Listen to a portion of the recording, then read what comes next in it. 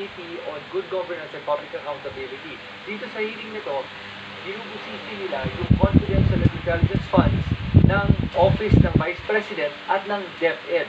At dito, marami tayong mga revelasyon. At alam ko, karamihan sa inyo walang panahon manood ng buong 7 hours. Kaya dito sa video na to, i-breakdown natin at papakita ko na lang sa inyo mga highlights kung ano yung mga natuklasan natin dito sa hearing na to. At ano ba yung mga iba't ibang revelasyon na nakakagulat. Unang-unang pamaalala ko sa lahat na ang ating Kongreso ay may kapangyarihan na tinatawag nilang power of the purse. Yung kapangyarihan na to allows them the power to appropriate, approve, disperse, and also scrutinize the budget, the national budget. At yun ang kapangyarihan ng ating Kongreso. Nakatakda po yan sa ating konstitusyon. Kaya nakapagtataka talaga na ayaw ni Fiona humarap sa ating Kongreso at binastos niya ang ating Kongreso sa kanyang hindi pagsipot sa congressional hearing on budget at sa kanyang refusal na sumagot sa mga tanong regarding kung paano niya ginamit yung kanyang budget. So anong nirereklamo niya dito? Tapos sasabihin niya, hindi daw siya sasagot sa ating Kongreso at sasagot lang daw siya sa taong bayan. Paalala lang kay Fiona na ang ating Kongreso ay representatives ng taong bayan. Kaya sa kanyang hindi pagsasagot at pagsipot dito sa mga hearing na to, pinapastos niya tayong lahat. At pinapakita niya na wala siyang pakialam at ayaw niyang may nagko-question sa kanya at kung paano niya ginagastos ang pera ng bayan. Ngayon tingnan naman natin kung yung mga natuklasan natin tungkol sa Confidential and Intelligence Fund at kung paano ba ito ginastos at ano ba yung mga kalokohan na ginawa ng opisina, ng OVP at ng DepEd. Unang-una itong mga safe house. Alam mo ba kung magkano ginastos ni Fiona para sa pagre-renta na itong mga safe house na ito? Ang una niya ginastos is 16 million for 11 days.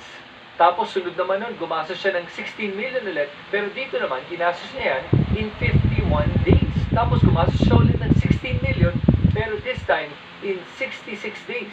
Pagkatapos nun, gumastos siya ng 5 million, pero ito naman, 79 days. Nakapagtataka, di ba? Na pare-pareho yung amount na 16 million na 3 beses, pero iba't iba yung mga time periods. May iba maikli, nasa 11 days. May iba naman, ang haba, 66 days. Pero pareho lang yung ginastos in safe houses. Parang ang random na to, no? Parang hindi ka panipaniwala, di ba? Kasi kung tutuusin, kung 16 million na ginastos in 11 days, di ibig sabihin nun, dapat mas malaki yung ginastos in 66 days. O kaya kung 16 million yung ginastos in 66 days, then ibig sabihin nun, pag 11 days, dapat katumbas ng 11 days yung ginastos na pera. Kaya pag tinignan mo to, ang random tignan, na parang wala lang, parang iniimbento lang nila itong mga halaga na to para lang magastos nila yung pera. At parang walang katotohanan to kasi kung tinignan mo, no, meron silang dinisburse for a safe house na umabot nga ng 250,000 pesos per day. Anong klaseng safe house ang gagastusan mo ng 250,000 a day para irenta? At nalaman din natin dito sa hearing na to, may mga ilang okasyon na pumunta yung mga staff ni Fiona sa land bank para mag-encash sa mga cheque. Alam mo ba kung magkano itong mga cheque na na-encash nila? 37.5 million pesos 3 beses. At si Gina Acosta ay nakapag-encash ng 125 million pesos na nagmumukhang ito yung 125 million pesos na ginastos nila in 11 days. Ngayon, ano pa yung mga ibang natutunan natin dito sa hearing na to? Nakilala natin dito si Attorney Michael Wesley Powa. Si Attorney Michael Wesley Powa ay yung dating spokesperson ni Fiona at nagtrabaho din siya as a consultant para sa DepEd. Alam mo, sa totoo lang, aaminin ko na nung una kong nakita itong si Attorney Powa, medyo may bias ako against him nung narinig ko yung mga sinasabi niya kasi akala ko meron siyang kinalalaman sa mga kalokohan na nangyayari sa opisina ng OVP at sa DepEd. Pero nung humarap siya sa congressional hearing na to at nagsalita na siya at pinakinggan ko siya, nagbagong isip ko at nakita ko na ito ay isang tao na mukha namang may integridad, na mukhang honest siya at very candid na nagsasalita at talagang nagbibigay lang ng alam niyang informasyon para matulungan ng ating Kongreso malaman kung saan ba napunta yung pera at paano ba ginastos yung Confidential and Intelligence Fund. Tapos nalaman ko din na bago pa na siya pumunta ng hearing, nag-pre-terminate na siya ng kontrata niya with the OVP at sa DepEd. At dahil dito, nakakapagsalita siya na mas malaya at mas maayos at nakakapagbigay ng mas maraming impormasyon sa ating mga kongresista. At nalaman natin din sa salaysay ni Attorney Powa na may 3 tao lang ang may alam kung saan talaga napunta ang Confidential and Intelligence Funds ng OVP at ng DepEd. At ito ay si Fiona at yung kanyang Special Disbursement Officers na si Gina Acosta at si Edward Fajarda. At ang problema natin ngayon ay ayaw humarap na itong tatlong taong to dito sa hearing na to. Ano kaya ang tinatago ng mga to? Ngayon yung COA naman, tignan natin. Alam mo dito, na-realize talaga natin na walang kwenta ang COA.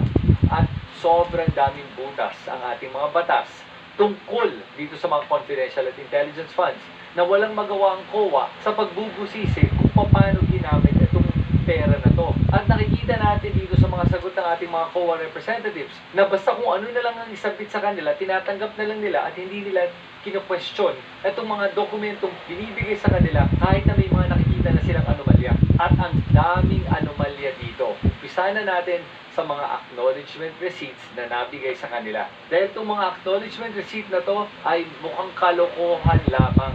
Ang daming mga kulang na impormasyon, kaduda-dudang impormasyon, at walang impormasyon na nakalagay dito sa mga acknowledgement receipts na to. Number 1, random yung mga amounts. Paiba-iba at kung ano-ano na nilalagay nilang mga amounts na para ibigay sa kung sino-sino. Pangalawa, yung mga purpose ng pagbibigay ng pera na to ay random din.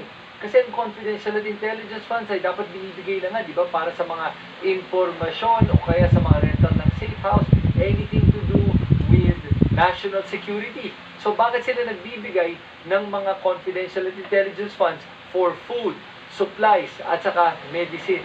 Yun palang illegal na yun. Bawal yun. Hindi po dapat ginagawa yun sa confidential and intelligence funds. Sunod naman, alam ba nyo na 158 acknowledgement receipts na sinabmit sa COA ay may maling petsa o kaya walang petsa na nakalagay. At ito yung mga problema doon sa mga may maling petsa. Nakalagay din sa acknowledgement receipt na to ay natanggap daw nila yung pera noong December of 2023. Wala ng confidential fund yung OVP at yung DepEd noong 2023 ng December. At dinisburse yung pera noong 2022. Ang excuse na binigay ni Fiona at ng kanyang staff ay error lang daw yun, typo lang daw. Pero yung acknowledgement receipt na ay hindi sinabit yung 2022 sinabit yun noong 2023. Tapos may ibang mga acknowledgement receipt naman.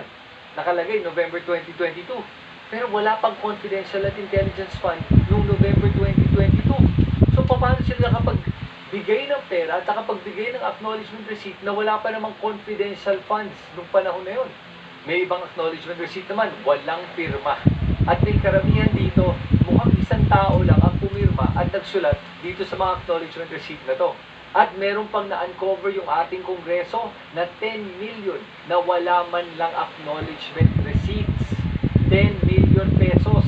At ang pinaka nakapagtataka talaga dito ay may iba naman talaga hindi natin alam kung kanino binigay. At kung sino itong mga taong to. At kung totoo ba itong mga tao na nakalagay dito sa acknowledgement receipt na to na nakatanggap ng pera. Perfect example natin dito. Sino ba itong si Mary Grace Piatos? Parang familiar, di ba? Di ba Mary Grace pangalan ng restaurant? At Piatos pangalan ng snack? May totoong Mary Grace Piatos kaya? At kung meron, sino kaya to? O sino kaya ang nagpapanggap na Mary Grace Piatos? Grabe naman mambudol itong mga to, no? Hindi naging mas creative sa pangalan. At kukuha na lang ng pangalan ng isang restaurant at isang snack, tapos pinagdidikit-dikit na lang nila. O ngayon naman, pag-usapan natin yung mga envelopes na pinamimigay ni Fiona sa mga tao sa DepEd. At alam mo, nakakatawa talaga yung mga trolls ni Fiona Nung una lumabas yung issue na to, parang pinapalabas pa nila na nagsisinungaling yung isang undersecretary na nakatanggap na itong mga envelopes ng 50,000 for 9 months. Pero ngayon na lumabas na mas marami pa palang nakatanggap na itong mga pera na to at nag-confirm na totoong meron talagang binibigay, wala nang masabi itong mga trolls na to. At dito nakita natin na yung accountant ng DepEd ay nakatanggap din pala na itong mga envelopes na to. Aside from your allowance, from your regular budget, nakakatanggap po ba kayo ng envelope just like Yusek Mercado and Director Osias from ASEC Fajarda? Yes, sir. Magkakano? It's 25,000. 25,000. How many times po? If you could recall. 9? Ilan? 9 times. 9 times. From what month up to what month? Let me guess. From February to September? I think so, sir. Some years ago, Mr. Chair, that when the Vice President was still in the DepEd, that there is a rule that she made, no gift policy. Am I right, Attorney Poa? Yes, Your Honor. That is correct. Your Honor. That's the rule. No gift policy. Do you remember that, Ms. Catalan? Yes, Your Honor. So why is she giving envelopes? If the rule in her office is no gift policy. Therefore, even the Vice President would think that whenever a gift is given, that's bribery.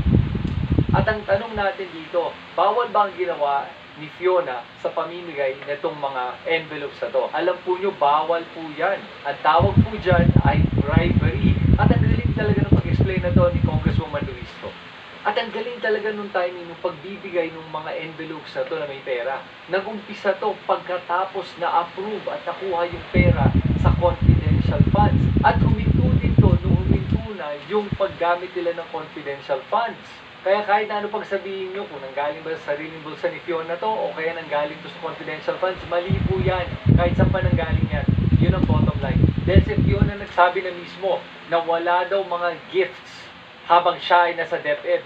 At yung mismo sinabi niya ay hindi niya ginagawa. O, ito yung isa pang napansin natin dito, na meron ba talagang problema ng insurgency or mga recruitment ng mga NPA rebels sa ating mga kabataan? At gaano kalawak itong problema ito? Sobrang lawak ba at sobrang lalaban ng problema ito na kailangan magkaroon ng 500 million confidential funds para lang labanan itong insurgency na to sa ating educational system? Kasi noong mga previous years, wala namang problemang ganito. Tapos biglang ngayon, meron na. What's interesting is this, nung tinanong yung mismong undersecretary responsible for security sa DepEd, hindi din niya masagot kung meron bang problema na insurgency sa ating mga eskwelahan. As a matter of fact, inamin niya na wala naman talaga silang data to be able to show na meron talagang problema with insurgency na kailangan ayusin. Kaya yung pagsasabi ni Fiona na merong insurgency problem tayo sa ating mga eskwelahan ay mga haka-haka lang. Ito ay gawa-gawa lang nila para lang makuha ang confidential funds na hinihingi nila. Ito ang magaling tactic na ginagawa ng mga Duterte. Mag-iimbento sila ng problema, tapos sila din yung gagawa ng solusyon sa inimbento nilang problema. At umaasa na lang sila na hindi tayo magbubusisi at magtatanong, na maniniwala na lang tayo sa lahat ng mga sinasabi nila na kahit na wala namang data to back up these statements that they're making. At dahil wala talagang malawak na problema when it comes to insurgency in the school system, kaya hindi nila ma-justify at hindi nila maipakita ang mga resulta ng paggastos nila ng 500 million in confidential funds at kung paano nag-improve yung seguridad ng ating mga estudyante. At yan yung pamamaraan nila kung paano na nabudol tayong lahat. So ang tanong, ano dapat ang gagawin ng ating mga kongresista moving forward pagkatapos ng hearing na to? Unang-una, kailangan na talagang palakasin na yung ating mga batas at higpitin yung mga batas para matanggal na itong mga loopholes na to when it comes to using government funds. At nakikita natin dito ngayon yung problema talaga na itong mga confidential and intelligence funds na to, na sobrang bilis na maabuso to at gamitin sa mga kung ano-anong mga kalokohan. Kaya kailangan talaga na gumawa ng legislation para magkaroon pa ng mas matibay na check and balance sa paggamit itong confidential fund. Pero alam mo ba ang kailangan talaga nilang gawin? Kailangan nilang tanggalin na ang confidential funds sa karamihan ng mga civilian agencies sa ating gobyerno. At hindi lang doon, kailangan na rin nilang bawasan ang confidential fund ng ating presidente. Kasi po, dahil po kay Duterte, yung dating confidential fund ng presidente na nasa 500 million lang, lumobo to 4.5 billion pesos na walang dahilan kung bakit lumobo ng ganyang kalaki. Hanggang ngayon, andyan pa rin yung 4.5 billion na confidential and intelligence funds ng presidente na kailangan na talagang tanggalin o at least bawasan man lang at ibalik na lang siguro sa 500 million at ilagay yung 4 billion pesos mga iba't ibang proyekto na mas makakatulong sa ating taong bayan. Yan ang kailangan gawin ng ating mga kongresista kung seryoso sila na gusto talaga nilang busisihin at ayusin ang ating national budget. At dito natin makikita kung gaano kaseryoso ang ating kongreso na talagang bantayan ang kaban ng bayan. Dahil kung hindi nila binawasan ang confidential and intelligence funds sa mga civilian agencies at ng ating presidente, edi isa lang ibig sabihin nun, hindi talaga sila seryoso sa kanilang trabaho. Pero umaasa talaga ako na marinig ng ating mga kongresista itong mensaheng to para sana man lang matauhan sila at gawin nila yung tama talaga para mabantayan at maayos natin yung ating national budget. At magbibigay na rin ako ng special mention para kay Congresswoman Luistro. Dahil po sa kanya, ano ba yung mga natutunan natin dito sa congressional hearing na to? In conclusion, I wish to believe that the confidential fund of the Department of Education was not properly recorded at its best, or misspent, or misappropriated at its worst. It is the humble submission of this representation that there is a prima facie case of malversation, and in addition, an apparent case of breach of public trust. For us to be able to know whether there is malversation, 4 elements must be present. Number 1, there must be a public official. 2, he is the custodian of fund. 3, the fund must be for public purpose.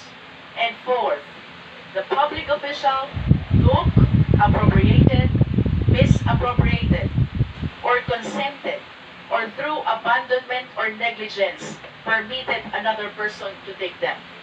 For the information of the public, ang malversation po can be done intentionally. We call it dolo, which is with criminal intent. And it can be done as well by negligence. We call it culpa, or by negligence. In other words, with or without criminal intent. If the 4 elements are present, which I believe they are present, there's a prima facie case of malversation.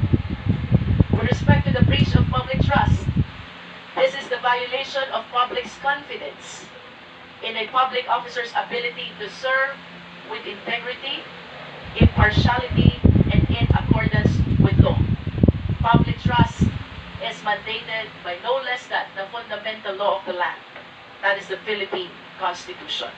At dito natin natutunan yung word na dolo at culpa. Ang ibig sabihin ng dolo ay intentional yung ginawa nila. Ang ibig sabihin naman ng culpa ay by negligence. So either way, negligent o kaya intentional, meron malversation na nangyari dito. At dahil din sa malversation of public funds, kailangan talagang kasuhan si Fiona sa mga illegal na nagawa niya. Kayo na tingin nyo, meron ba kayong mga napansin na ibang bagay na hindi ko napansin? O kaya nag-agree kayo o nag-disagree sa mga sinasabi ko? Pakisulat lang lahat ng mga komento niyo dito sa comment section sa ibaba. At kung nagugustuhan niyo mga ganitong klaseng mga content, please subscribe to my YouTube channel po at pakiclick